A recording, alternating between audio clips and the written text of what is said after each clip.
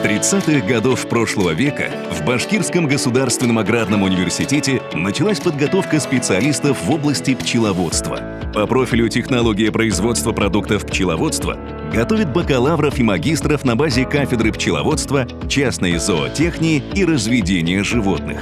Студенты проходят обучение на специализированной материально-технической базе и в лаборатории молекулярной генетики Центра прогрессивных технологий.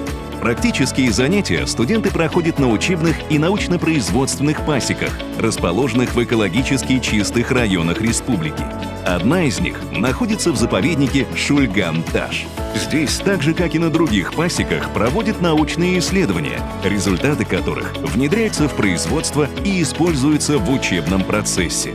Учеными кафедры опубликовано более 900 научных работ, в том числе 26 монографий.